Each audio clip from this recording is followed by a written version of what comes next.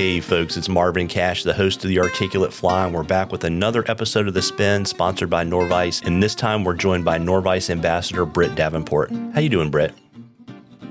I'm good. How are you? As always, I'm just trying to stay out of trouble. And how did the fishing season treat you this year? It was good. Our spring season was a little bit odd. Runoff. So we live in Idaho, so we get a lot of spring runoff, and that was pretty normal. Then towards the end of spring, first part of summer, we got just water really quickly. And so a lot of our roads and mountainsides washed out, which two of our local rivers that we like to fish that are pretty close to home, it made it very difficult to get up to. You had to take about a 4-hour detour through the mountains. And one of them was shut for almost 2 months.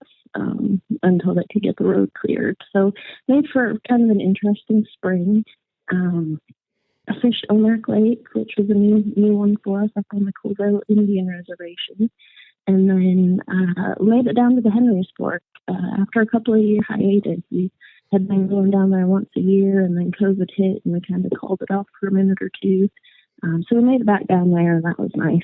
That part of the country just kind of takes a piece of your heart when you go down there. So that was good. Yeah, absolutely. I enjoy fishing in and around the park, and I feel your pain on the road closure thing because I was out fishing in Wyoming, and I got to see the difference between the long way and the short way, and I like the short way a whole lot better. Right. The short way is much nicer, especially for a day trip.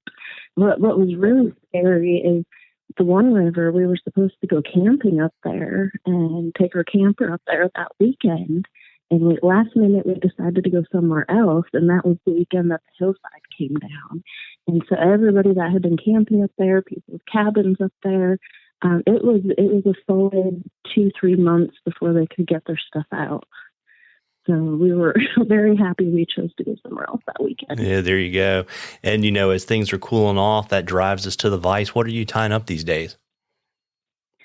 So lately, I've been kind of hodgepodge. I'm tying some T-bone streamers to bring the shows this show season. This year, Brian and I are doing the tie-a-thon, so I'm tying up 100 chartreuse copper johns. So from what I understand is people all over the country, maybe the world, tie up flies, send them in, and then they pick a few like nonprofit organizations each year and distribute the flies to them. So that's really what I've been working on this week. Custom rabbit jigs. I have an order of those going upriver here in a couple of days, hopefully. And then back in March, I went down the rabbit hole of learning about classic and Atlantic salmon flies. And wow, that is a deep rabbit hole, and I have not surfaced yet. I was just getting ready to say I would just be surprised. I'm surprised I'm talking to you if you fell into that one. Right. It is deep, and there are many little tunnels going off of it. And so pretty much in between orders and refilling my boxes for the year, that's been really consuming most of my free time, whether it's at the bench or reading books.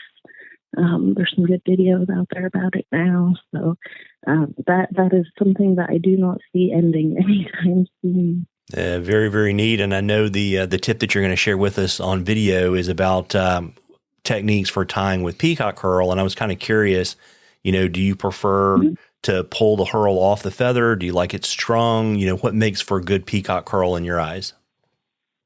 So as far as peacock herl goes, first off, everybody that fishes, for the most part, should know it's super fishy material. Trout like it, steelhead like it. I'm sure other fish do. Those are just the two that I'm most familiar with. But it's a really fragile material. So when you're tying with it, especially when you're first starting out, it can be really frustrating because it's fragile and it breaks. So there is a couple of things to look for. So you can get it 2 different ways. You can get strong peacock herl, which is just a little, I don't know what the technical word is. Anyways, the little barbules off of the main feather, and they're all just strung together, sewn at the bottom. So that's probably the most common way to find it, or you can get actual peacock feathers. Now, with an actual peacock feather, the best herl is generally going to be up towards the eye. So that's where I prefer to get my herl from. But when I'm doing bodies, things like that, when I'm using a lot of it, I usually will just use the strung peacock curl.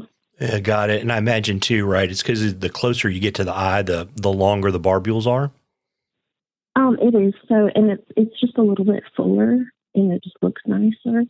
And then when you're actually looking at those specific pieces of peacock curl, about the middle 2/3 of it is going to be kind of a sweet spot on it. The tips are really fragile, and then when you get closer to the end of it, the butt end of it, the barbules kind of thin out, and it's just not as full. So like that middle 2/3 is what you're really going for to use. Yeah, and I love that stuff too. It's iridescent, and you're right. Fish do love it. And, remember, folks, we're going to drop a link to Britt's video and to the YouTube page for Norvise. And when you listen to this interview, you'll be able to click on the show note and go straight to it. And, Britt, I know you and your husband are active on the show circuit. Where can people find you in 2023? So in 2023, we're going to be hitting the Western Idaho Fly Fishing Expo, which is in Boise, Idaho.